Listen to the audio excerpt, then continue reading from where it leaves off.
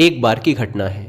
महात्मा बुद्ध के सबसे प्रिय और करीबी शिष्य आनंद एक बार कहीं जा रहे थे।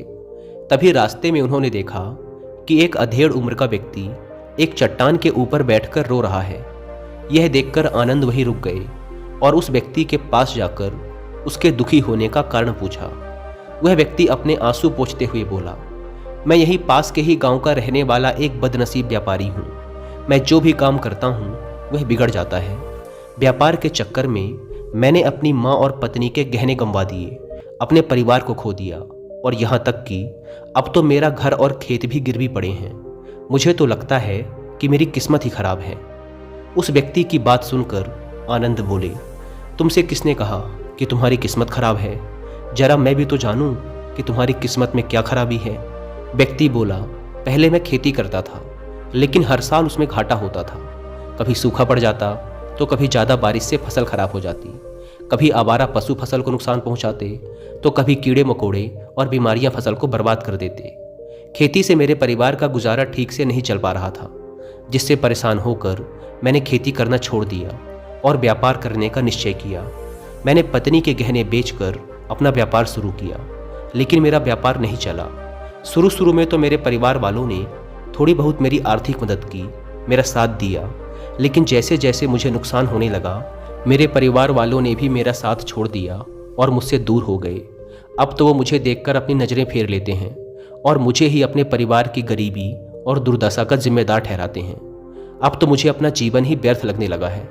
अक्सर मेरे मन में ख्याल आते हैं कि अपना जीवन ही खत्म कर लूं, और मैं आज यहाँ आत्महत्या करने ही आया था, लेकिन हिम्मत नहीं जुटा पाया, इसीलिए इस पत्थर पर बैठकर रो रहा था।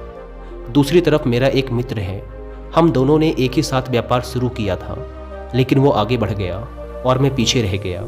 मेरी इस असफलता की वजह से वह हर समय मुझे नीचा दिखाने का प्रयत्न करता रहता है और वह अक्सर मेरे घर आकर अपने सफलता की बड़ी बड़ी बातें करता है। मेरे घर वालों को बताता है कि कैसे उसने इतनी कड़ी मेहनत करके इतना बड़ा व्यापार खड़ा कर लिया है, और वह अक्सर अपने फलते फूलते व्यापार के किस्से मुझे, मेरी पत्नी और मेरे माँ बाप को सुनाता रहता है, जिसे सुनकर मेरे घर वाले उसकी तो प्रशंसा करते हैं, लेकिन मेरी बुराई करते हैं, मुझे नकारा और कम दिमाग का कहते हैं। मेरी पत्नी और माँ मुझे बात बात पर ताने मारती हैं, जिससे मुझे बहुत दुख पहुँचता है और कई बार खुद की नाकामयाबी पर क्रोध भी आता है, लेकिन मुझे समझ नहीं आ रहा कि मैं क्या करूं।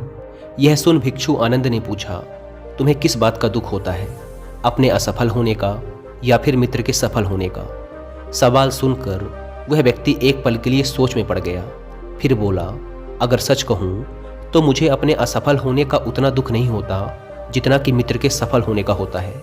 भिक्षु आनंद ने अगला प्रश्न किया, अगर तुम्हारा मित्र व्यापार में असफल हो जाता और तुम सफल हो जाते तो क्या तुम खुश होते? व्यक्ति ने कहा, हाँ, मुझे बहुत खुशी होगी। आनंद बोले, इसका मतलब कि तुम्हारी खुशी तुम्हारे मित्र पर निर्भर करती है। अगर वह चाहे तो तुम्हें खुश कर सकता है और अगर वह चाहे तो तुम्हें दुखी भी कर सकता है। तुम स्वयं से ना तो खुश हो सकते हो और ना ही दुखी हो सकते हो। भिक्षु आनंद की बातें सुनकर व्यक्ति थोड़ी देर के लिए सोच में पड़ गया और फिर बोला, आपकी बातें सुनकर मुझे कुछ आशा बंध रही है। तभी भिक्षु आनंद ने कहा, जब हम किसी से आशा बांध लेते हैं तो उस पर निर्भर हो जाते हैं, फिर हमारी खुशी और दुख भी उसी पर निर्भर करने लगते हैं। इसीलिए सबसे बेहतर है कि तुम स्वयं से आशा बांधो। जब तुम ऐसा करोगे और साथ ही पूरी मेहनत और ईमानदारी से काम करोगे तो तुम्हें सफलता अवश्य प्राप्त होगी। तुम्हें लगता है कि तुम्हारा मित्र तुम्हें नीचा दिखाने आता है, दुखी करने आता है, पर अगर ईमानदारी से विचार करो तो वह बातें तो सच्ची ही कहता है। वह अपने संघर्ष और अनुभव की बातें बताता है। तुम उन बातों से बहुत कुछ सीख सकते हो। तुम्हें तो इसके लिए उसका धन्यवाद करना चाहिए कि तुम्हें घर बैठे इतने सारे अनुभव मिल रहे हैं। तुम उन अनुभवों का लाभ उठाओ, नई शुरुआत करो, ईमानदारी से कर्म करते जाओ, हार मत मानो। एक दिन तुम्हें सफलता जरूर मिलेगी। आज तुम जिसे अपना बुरा वक्त या बुरी किस्मत कह रहे हो, एक दिन यह बदल जाएगी और इसी के साथ तुम्हारी सोच और विचार भी बदल जाएंगे।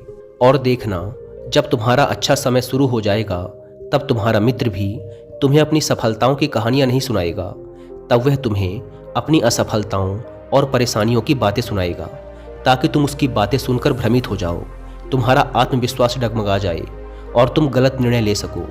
लेकिन उस समय भी तुम्हें अपनी ही बुद्धि का प्रयोग करना होगा, स्वयं पर विश्वास रखना होगा। जिस प्रकार तुम्हारा मित्र आज तुम्हें दुखी करने आता है, वैसे ही वह उस समय भी तुम्हें दुखी करने आएगा, क्योंकि जिस तरह उसे दुखी देखकर तुम्हें मजा आता है, ठीक उसी तरह उसे भी तुम्हें दुखी देखने में उतना ही मजा आता है। व्यक्ति ने कहा, आपने सही कहा मुनिवर, लेकिन मेरा सबसे बड़ा दुख ये है कि मेरे परिवार के लोग भी इसमें शामिल हैं। वास्तव में मैं तो अपने परिवार के लिए अच्छा करना चाहता था, उन्हें खुश रखना चाहता था, लेकिन वो भी मेरी बातों और भावनाओं को नहीं समझ रहे, मुझे ही गलत कहते हैं, और पिछले कुछ समय से तो वो मेरे साथ भी नहीं हैं। भिक्षु आनंद ने उस व्यक्ति को समझाते हुए कहा, हम हमेशा चाहते हैं कि हम जो कुछ भी करें लोग उसके लिए हमारी प्रशंसा करें, लेकिन आमतौर पर ऐसा नहीं होता। लोग हमारे प्रयासों की तारीफ नहीं करते, जिससे हम दुखी हो जाते हैं। हमें लगने लगता है कि हमारे मित्र, रिश्तेदार, घर वाले सब स्वार्थी हैं। लेकिन अगर तुम किसी को अपना परिवार मानते हो और उसके लिए कुछ करना चाहते हो, तो फिर तुम ऐसा क्यों सोचते हो कि तुम दूसरों के लिए कुछ कर रहे हो? वास्तव में तुम अपनी खुशी के लिए कुछ कर रहे हो, क्योंकि उन्हें खुश देखकर तुम्हें खुशी होती है। अगर ऐसा करते समय तुम मान कर चलते हो कि तुम दूसरों के लिए कुछ कर रहे हो, तो तुम दुखी रहोगे। लेकिन अगर तुम्हें लगता है कि तुम स्वयं के लिए कर रहे हो, तो तुम खुश रहोगे, क्योंकि जब हम स्वयं के लिए कुछ करते हैं या करना चाहते हैं, तो हमें इसके लिए सांत्वना की जरूरत नहीं पड़ती। भिक्षु आनंद की ये बातें सुनकर उस व्यक्ति के चेहरे के भाव पूरी तरह से बदल गए। उसने कहा, आप सही कह रहे हैं मुनिवर, मैं समझ गया कि अब तक मेरी किस्मत इसीलिए खराब थी क्योंकि वह दूसरों के हाथों में थी। लेकिन अब से मैं अपनी किस्मत को अपने हाथों में रखूंगा, फिर से प्रयत्न करूंगा, पूरी लगन और ईमानदारी से काम करूंगा, और जब तक सफलता नहीं मिल जाती चैन से नहीं बैठूंगा। उस व्यक्ति की बात सुनकर भिक्षु आनंद मुस्कुराए और उसे एक छोटी सी डिबिया देते हुए कहा, इस डिबिया को हमेशा अपने साथ रखना। इसमें एक ऐसा मंत्र है जो तुम्हें बड़े से बड़े दुख से भी बाहर निकाल लेगा।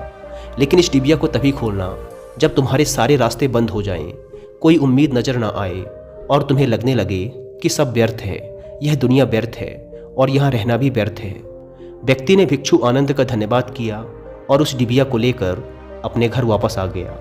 उसने नए उत्साह के साथ दोबारा अपने व्यापार की शुरुआत की और इस बार उसका व्यापार चल पड़ा।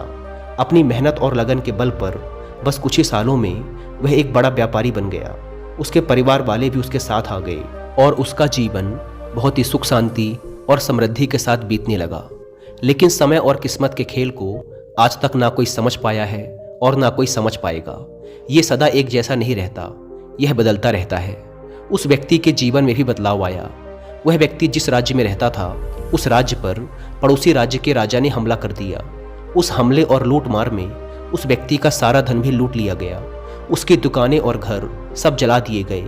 जान बचाने के लिए उसे अपने परिवार के साथ वहां से भागना पड़ा। व्यक्ति अपने परिवार के साथ कई दिनों तक इधर उधर भटकता रहा। वह दाने दाने को मोहताज हो गया। उसका बच्चा बीमार हो गया और इलाज के अभाव में बीमारी से बुरी तरह तड़पने लगा। यह देखकर उसका हृदय चीत्कार कर उठा। उसके पास अपने बेटे के इलाज और परिवार को खिलाने के लिए धन के नाम पर एक सिक्का भी नहीं था। वह अंदर से बुरी तरह से टूट गया। ऐसे में उसे एक बार फिर से निराशा ने घेर लिया। उसे लगने लगा कि उसका जीवन व्यर्थ है, सारी दुनिया व्यर्थ है। लेकिन तभी अचानक उसे भिक्षु आनंद द्वारा दी गई डिबिया की याद आई। उसने बड़ी उत्सुकता के साथ उसे खोला। उस डिबिया के अंदर एक पर्ची रखी हुई थी। उस पर्ची पर कुछ लिखा हुआ था। उस पर्ची को पढ़कर उसकी आंखों के सामने छाया हुआ निराशा का अंधेरा छट गया और वह एकदम से मुस्कुरा उठा। उस पर्ची पर लिखा था, ये वक्त भी गुजर जाएगा। दोस्तों, ये कहानी हमें सिखाती है कि समय के खेल को समझना असंभव है। ये हमेशा बदलता रहता है। इसीलिए बुरी परिस्थितियों में हमें अत्यधिक निराश नहीं होना है, आत्मविश्वास बनाए रखना है, क्योंकि समय बदलता जरूर है। आज बुरा है तो कल अच्छा भी जरूर आएगा। धन्यवाद।